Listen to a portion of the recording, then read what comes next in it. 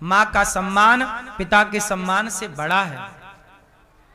इसलिए कहते हैं मां की जिम्मेदारी भी ज्यादा है।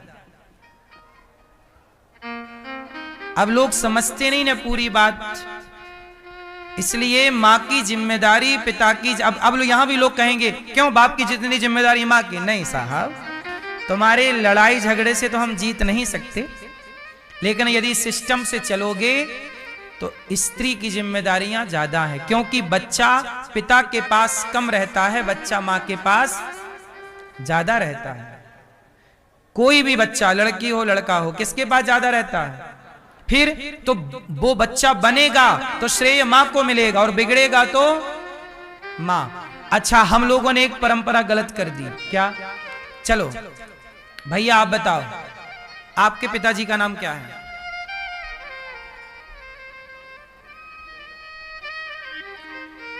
जब आपके पिताजी का नाम पूछा जाए तो आप लोगों ने केवल पिता का नाम बोला, जबकि यह परंपरा गलत है। गलत है कि सही है? हैं? सही क्या है? राम से पूछा गया आप कौन हैं, किसके पुत्र हैं? तो राम जी ने कहा कौशलेश दशरथ के जाए, हम पितु वचन मान बन आए। जब कोई आपसे पूछे आप किसके पुत्र हैं, तो आपको बताना चाहिए श्रीमती छाया राम नरेश तिवारी, श्रीमान राम नरेश तिवारी। मैं श्रीमती छाया पुत्र, मेरी माता श्रीमती छाया और मेरे पिताजी पूज्य श्री राम नरेश तिवारी। छाया, श्रीमती छाया पुत्र श्री राम नरेश तिवारी। ये किसके पुत्र हो? श्रीमती छाया श्री राम नरेश तिवारी। ये आप लोग केवल बाप का नाम बोलते हो, क्यों? मां का कोई योगदान नहीं है? क्यों नहीं बोलते मां का नाम? राम जी तो बोल रहे हैं। कौन हो आप? कौशलेश। पहले क्या बोला? कौशलेश। कौशलेश मतलब कौशल्या। कौशलेश फिर दशरथ के जाए, पहले मां का नाम आएगा फिर बाप का नाम आएगा। यह तरीका सही है, यह परिचय है मां बाप का। लेकिन आप लोगों ने गलती की। किसके बेटे हो? राम सिंह का बेटा हूं, फलाने का बेटा हूं। बाप का नाम, मां कहां गई? खत्म। मां का आपने कोई अस्तित्व ही नहीं रखा, जबकि उसी मां ने तुम्हें खून से सींचा, दूध पिलाया, उसका तुमने कोई नाम ही नहीं लिया। और समाज में क्या फैला हुआ है कि बाप का नाम होता है, नहीं मां का भी नाम हो। अब मां का नाम तुम कर ही नहीं रहे हो तो हम क्या करें? हम तो कर रहे हैं अपने मां का भी नाम, अपने बाप का भी नाम। इसमें गलती आपकी है। आप लोगों ने त्रुटियां की हैं जरा जरा सी। परिचय पत्र में, आधार कार्ड में भी आपने ध्यान से देखा होगा माता पिता दोनों का नाम होता है। तो जब आपने पूछा बाजार में, भरी सभा में, किसके छोरा हो, बताओ ना सम्मान से माता पिता दोनों का नाम आदर से लो। क्या बुराई है? क्योंकि बुराई है इसमें? जोर से। क्या मां का नाम नहीं बोलना चाहिए? बाप का ही नाम क्यों बोला जाए, मां का बोला जाए? क्योंकि मां मां है। मां कोई सम्मान भी तो नहीं चाहती बेचारी, वो नाम भी तो नहीं चाहती। लेकिन वो चाहती नहीं है इसका मतलब ये नहीं कि उसको उसका नाम नहीं मिलना चाहिए। ये तुम्हारी जिम्मेदारी है। वो नहीं चाहती, ये उसकी ममता है, ये उसकी दया है, ये उसकी करुणा है। पर तुम तो पढ़े लिखे हो, मां थोड़ी कहेगी कि बेटा मेरा नाम बोल, वो तो उसकी दया है। लेकिन तुम तो याद रखो उस मां को। अब आजकल आदमी इतना पढ़ लिख गया कि अपनी मां को हाथ पकड़ के घर से बाहर निकाल देता है। इससे बड़ा दुर्भाग्य भी कुछ हो सकता है? मां भगवान नहीं है साहब, भगवान से भी बड़ा दर्जा मां का है। मैं भगवान को बाद में जाना। आप बताइए, इस धरती पे जब आए तो पहले किसे जाने? कोई भगवान नहीं जाना। तुम नहीं जानते थे राम कौन है, कृष्ण कौन है, कोई नारायण है? नहीं, मैं केवल मां को जानता था। आप भी मां के स्पर्श को समझने लग गए थे। जब तो आपको मां बोलना नहीं आता था, केवल मां का स्पर्श जानते थे आप, उसका दूध पीते थे, वो स्पर्श आपको याद हो गया। कोई दूसरा लेता तो रोने लग जाते, और माँ का स्पर्श मिलता तो मुस्कुराने लग जाते। उस समय तुम बोल भी नहीं पाते थे, तुम्हारे शब्द नहीं थे, पर स्पर्श जानते थे माँ का। जिस माँ के स्पर्श को पाकर मुस्कुराते थे, अब उसी माँ का हाथ पकड़ बाहर निकालते हो, तुम्हें शर्म नहीं आती? उसी माँ का अपमान करते हो, जलील करते हो, शर्म नहीं आती? माँ का उपकार चुकाने के लिए तुम्हारे पास दौलत है? चुका पाओगे माँ का उपकार? भगवान ना चुका पाए। भगवान को भी एक माँ में मजा नहीं आया, इसलिए भगवान ने एक माँ के प्यार में भूखे रहते, इसलिए राम ने तीन माँओं का प्यार लूटा है। मुझे 3 माँ चाहिए। भगवान कृष्ण भी कम नहीं है, एक माँ से तृप्त नहीं हुए। देवकी और यशोदा 2 माँओं का आशीर्वाद, और ये दास अनिरुद्ध भी कम नहीं।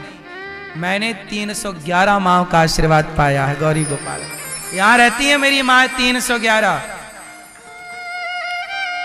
आपको बताते हुए मुझे खुशी होगी, आप अपनी माँ का दूध कितने साल पिए हैं? आप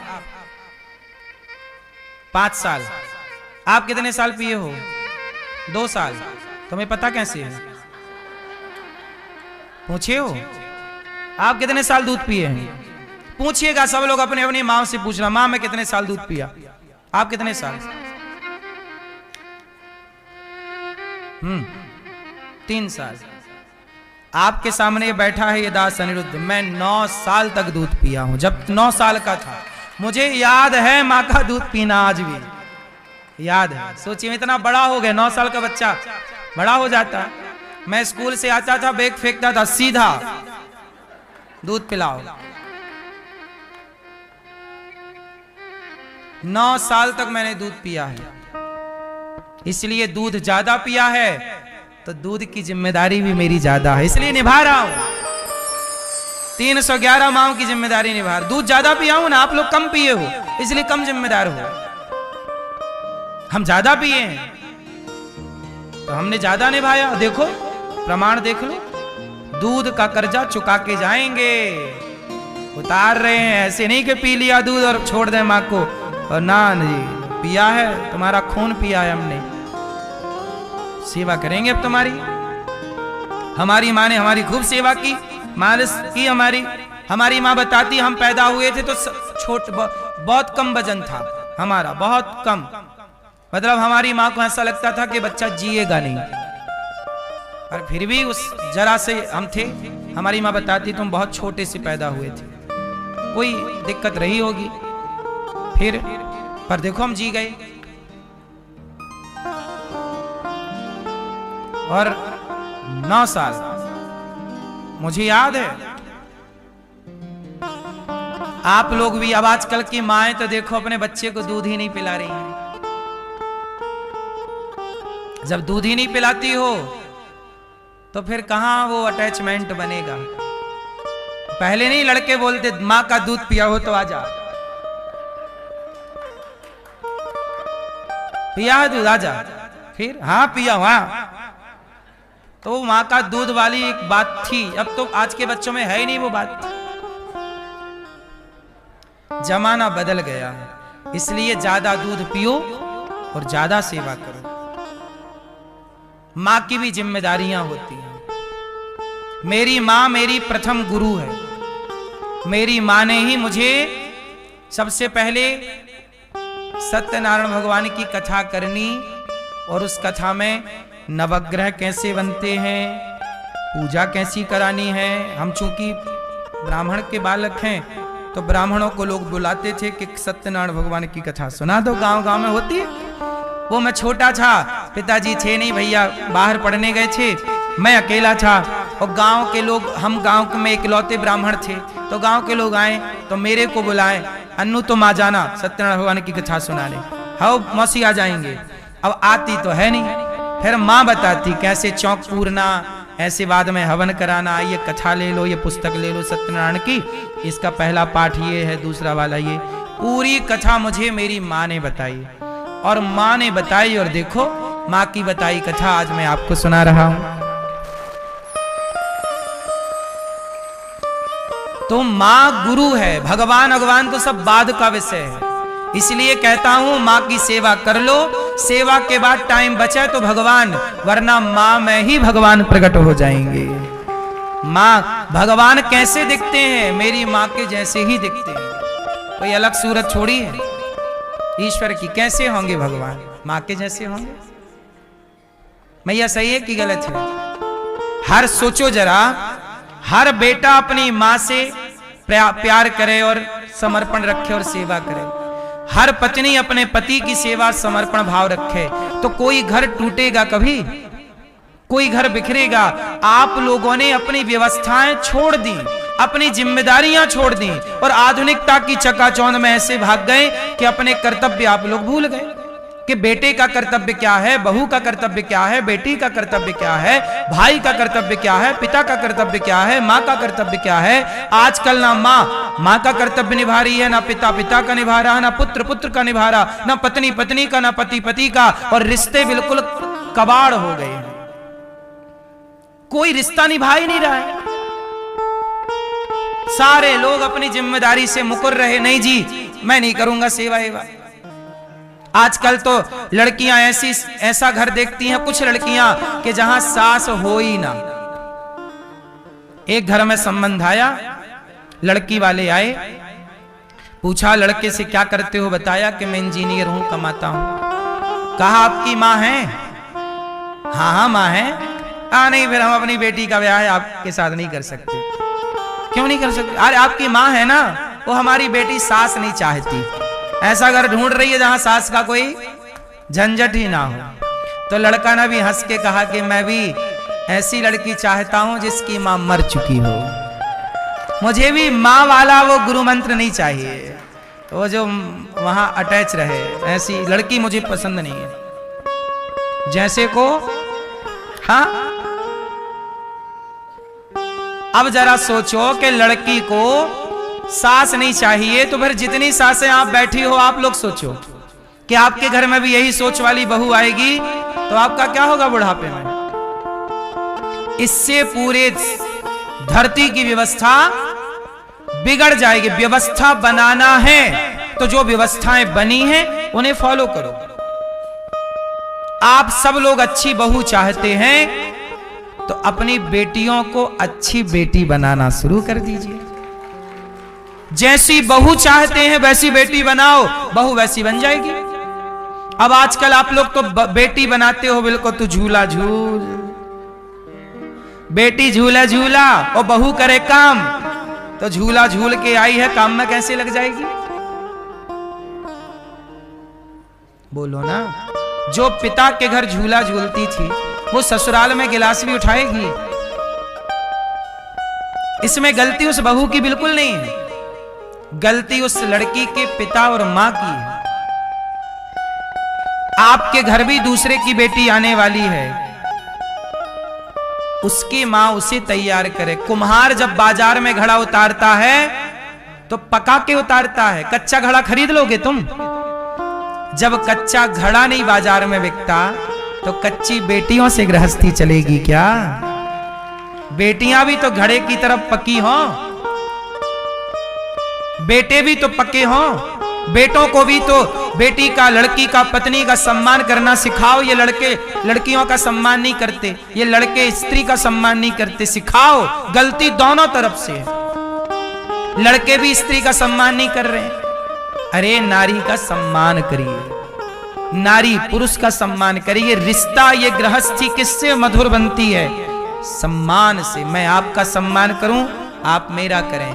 मैं आपका करता रहूं, आप मेरा ना करें, तो मैं भी आपका कब तक करूंगा? दोनों तरफ से ये जिम्मेदारियां हैं और यही प्रकृति विधि का। तुम्हारे बाप दादे क्यों निभाते आए रिश्ते? वहां तो कोई डैमेज नहीं था कोई भी रिश्ता, क्योंकि वहां दोनों मैच्योर थे, दोनों समझदार। आज आपकी आधुनिकता ने और आपके इंस्टाग्राम ने आपको पागल कर दिया है। आपकी आज की चकाचौंध ने आपको पागल कर दिया है। लड़की दिन भर इंस्टाग्राम चलाती है, सोचती है ऐसा लड़का मिलेगा, ऐसा कामनाएं, कल्पनाएं, इमेजिन वो वाली है, वो मिला कुछ और। ऐसे ही लड़के को लड़की के लिए कामना कुछ और है, मिला कुछ और, तो वो रिश्ते चल नहीं रहे। आप लोग जो टीवी पे दिखता है ना उसे सच मान लेते हैं। वो हीरोइन बड़ी सुंदर है, वो एक्टर वो हीरो बड़ा सुंदर है, वैसे ही मेरा पति हो। नहीं, वो एक्टर भी इतना सुंदर नहीं है, उसे पिक्चर में बनाया गया है। आप उस फिल्मी दुनिया को ना देखो। आज फिल्मी दुनिया को देख के लोग वैसे ही चाहते हैं कि हमें भी ऐसा ही मिले। नहीं, टीवी की दुनिया और जिंदगी रियल दुनिया अलग अलग है। रील और रियल दोनों में अंतर है। आप रील को रियल मान लेते हैं, रील से रियल बहुत अलग है। बोलो हाँ। और आज के लड़के लड़की उसी में फंसे, उसी को सच मान रहे हैं। जब तक अक्ल आएगी तब तक देर बहुत हो चुकी होगी। इसलिए मेरी मां, ये भी एक शिक्षा है, रिश्तों को कैसे चलाया जाए, निभाया जाए, बचाया जाए, है ना। भाई के साथ कैसे रहना है, परिवार को मैनेज कैसे करना है, ये भी बहुत गंभीर विषय है। पता नहीं आप कितना समझते होंगे। मैंने तो बस इतना सा निवेदन किया था कि जहां पिता का नाम बोला करो वहां मां का नाम जरूर बोला करो। बस इतनी सी बात है। मां पिता से कम नहीं है, पिता से एक कदम आगे है। तो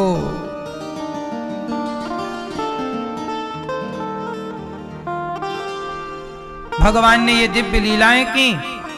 आज भगवान ने मिट्टी खाई, मैया ने कहा लाला तने मिट्टी खाई, मुंह खोल। आ तनिक सा मुंह खोला, पूरा का पूरा ब्रह्मांड नजर आया। इतने से मुंह में, ये भगवान की लीला है। इतने से मुख में पूरा ब्रह्मांड समाया है। वो भगवान यशोदा की गोद में लेटे हैं और दूध पी रहे हैं। राजा परीक्षित जी ने कहा, वाह प्रभु, ये यशोदा माँ ने कौन सा पुण्य किया होगा जिस पुण्य से जगत के पालनहार की माता बनने का सौभाग्य मिला। माता बनने का क्या मिला? सौभाग्य मिला।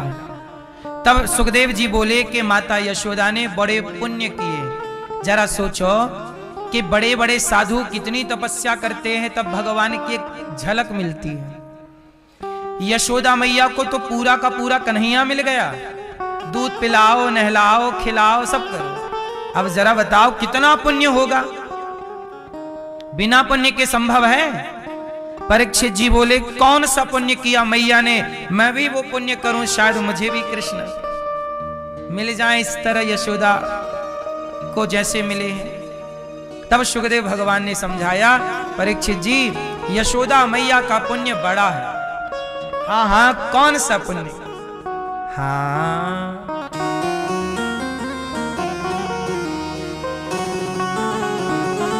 हाँ,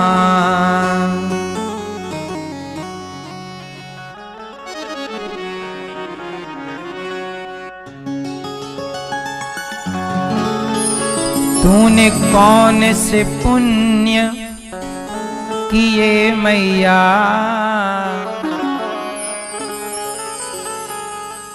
हे मैया तूने कौन से पुण्य किए जो गोद हरी तेरे आन पड़े। हाँ, तूने कौन से पुण्य किए मैया जो गोद हरी तेरे आन पड़े। जो हरि नारायण तेरी गोद में आके पड़े हैं, तूने कौन से पुण्य किए मैया गोद हरी तेरे आन पड़े। कौन सा पुण्य किया मैया बताओ? सुखदेव जी बोले, मैया यशोदा का पुण्य बड़ा विलक्षण है। मैया यशोदा पिछले जन्म में धरा नाम की स्त्री थी। जंगल की लकड़ी समेट समेट करके बाजार बेचती, जो पैसा मिलता साधु संतों की सेवा करती, अन्नदान करती, भोजन प्रसादी कराती, संतों की सेवा करती और प्रेम से बचा हुआ समय कीर्तन चिंतन भगवान के सिवा इनका कोई काम नहीं था। इनके दो काम थे, सेवा करो और भगवान का चिंतन करो। और ये दोनों पति पत्नी, यशोदा का नाम था धरा और नंद बाबा का नाम था द्रोण। ये इस जन्म में भी पति पत्नी है, यशोदा और नंद बाबा। पिछले जन्म में भी ये पति पत्नी थी। पर दोनों बड़े गरीब थे। जंगल की लकड़ी समेटते, बाजार में बेचते, जो पैसा मिलता साधु संतों की सेवा करते, भोजन कराते, और बचा हुआ समय दोनों पति पत्नी चिंतन करते भगवान का। ना निंदा, ना चुगली, ना छल, ना कपट, ना ईर्ष्या, कुछ नहीं, किसी से कोई घृणा द्वेष नफरत नहीं, बस चिंतन, भगवान का चिंतन। भगवान इनकी सेवा से रीझ गए। भगवान बोले कि ये मैया अच्छी सेवा करती है। किसकी? संतों की।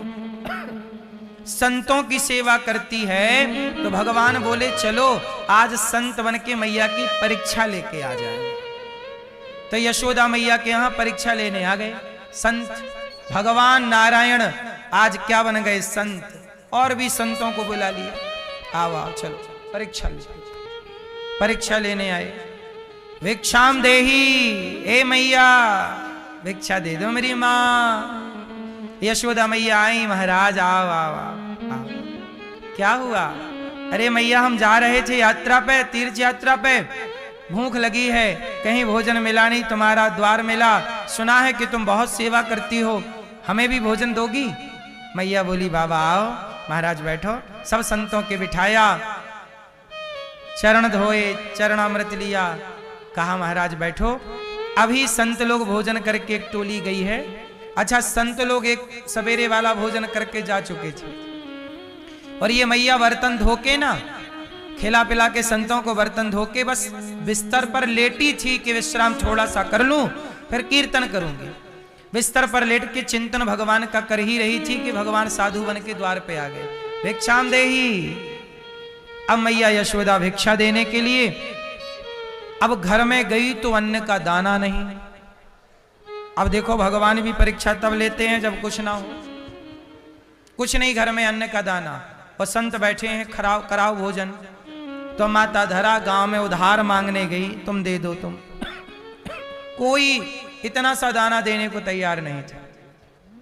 आज पता नहीं सबकी बुद्धि को क्या हो गया, भगवान ने शायद सबकी बुद्धि फेर दी, कोई एक दाना देने को तैयार नहीं। अब तो मैया चिंतित हुई कि हे भगवान मैं कैसे संतों को भोजन कराऊं।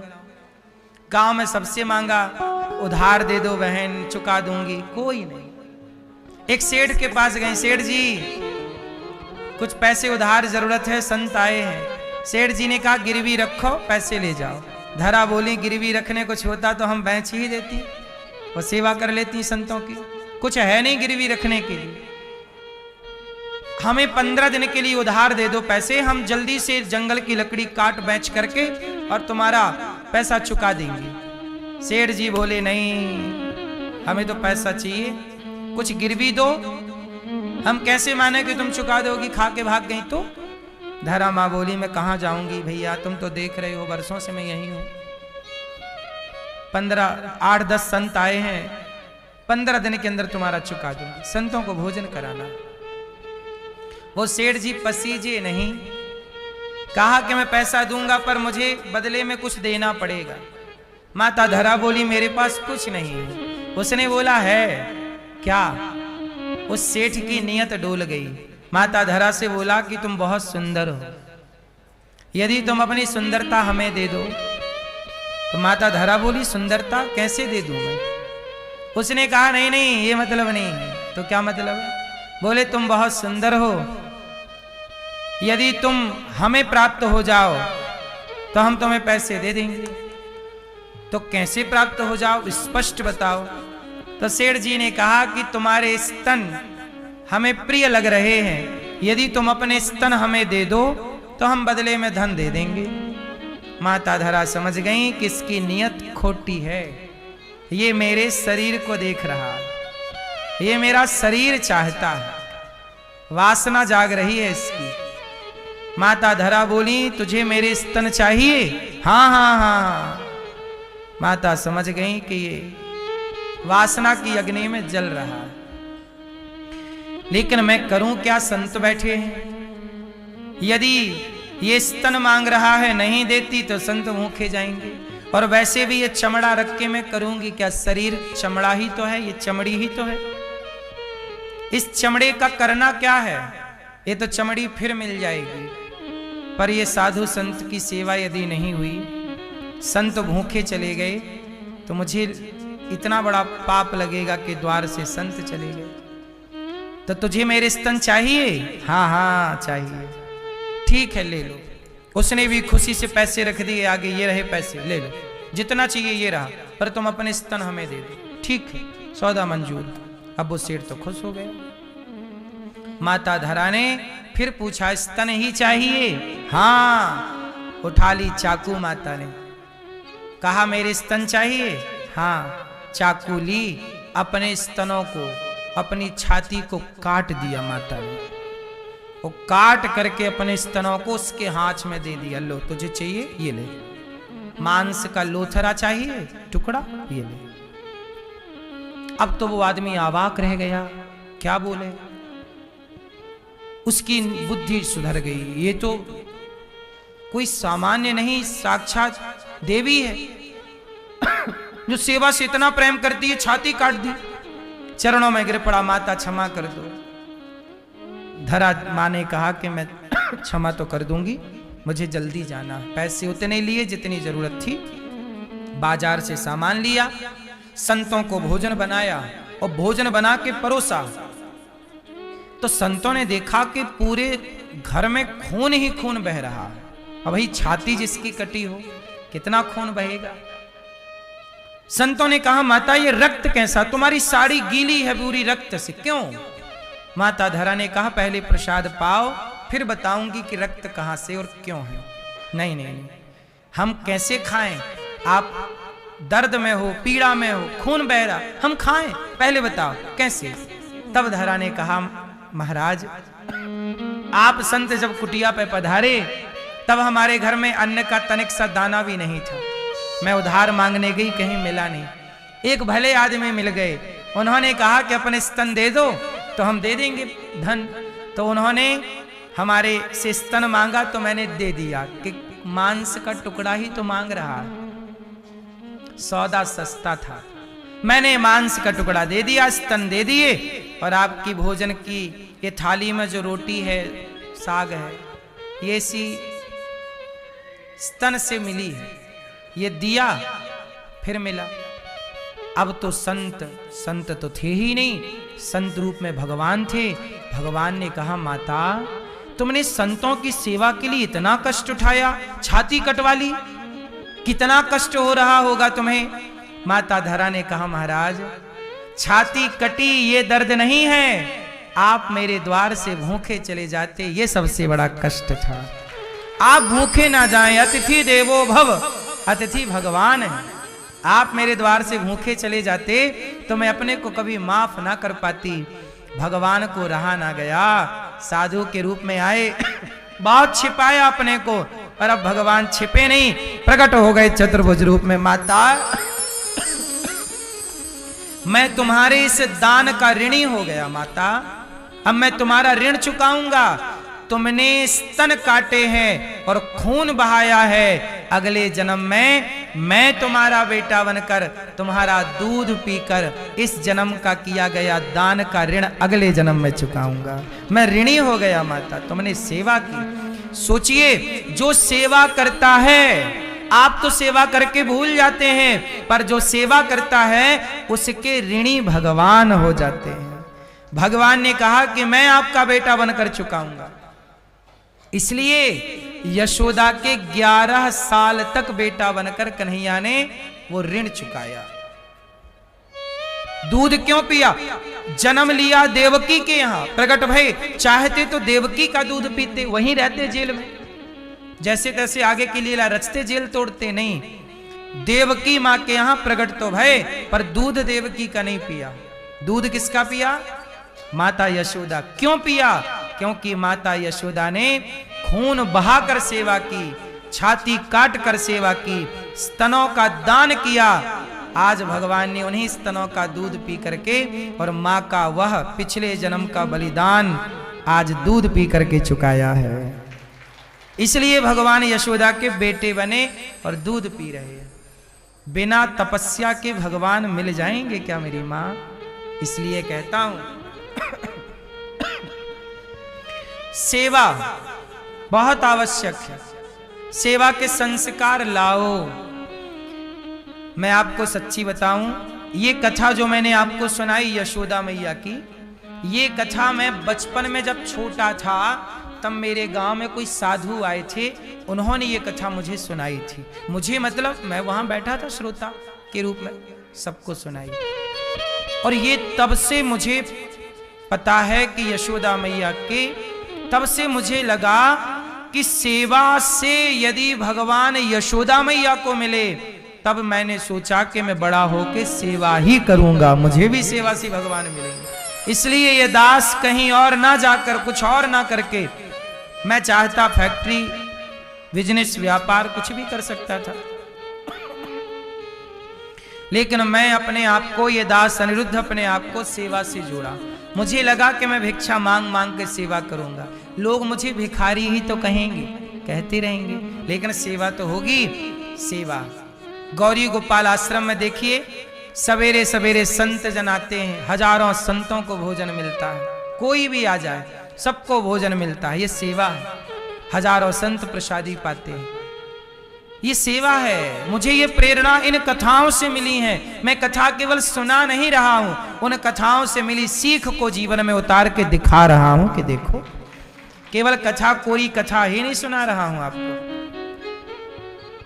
सेवा, यहां खंड रसोई चलती है, 30,000 लोग पर डे लगभग भोजन करते हैं, चलती रहती है रसोई। आज यहां पर 4 बेटियों का विवाह है, गरीब परिवार की बेटी। ये सामान आ गया है 4 बेटियों का, अलमारी है, सोफा है, पलंग है, गद्दा है, और कूलर है, और सिलाई मशीन है, और इत्यादि चीजें। ये बेटियों के विवाह का सामान।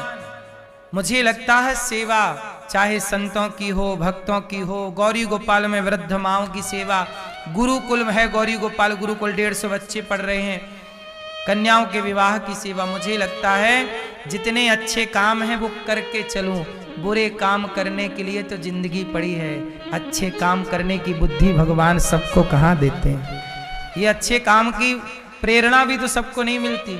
मेरी उम्र के लड़के, मेरी उम्र लगभग 35 वर्ष है, 35। मेरी उम्र के लड़के, मेरी उम्र के बहुत लड़के हैं जो शराब पी रहे हैं। मेरी उम्र के लड़के चरस, अफीम, गांजा पी रहे हैं। मेरी उम्र के कुछ लड़के क्लबों में जा जा के नाच रहे हैं, मुन्नी बदनाम हुई। पर जिस उम्र के लड़के नाच रहे हैं क्लबों में, उस उम्र का ये दास अनिरुद्ध आपसे भिक्षा मांग मांग के समाज की सेवा में लगा हुआ है। क्यों? क्योंकि मेरे बचपन से कामना थी कि मैं सेवा करूं। सेवा ही परम धर्म है। मुझे लगता है सेवा से बड़ा कोई धर्म है? क्यों मैया? सेवा से बड़ी कोई भक्ति है? इसलिए भगवान को पाना है तो सेवा कर लेना मेरी मां। भगवान मिलेंगे किससे? सेवा करने से मिलेंगे। भगवान आज मैया ने भगवान को एकदा गृहदासीसु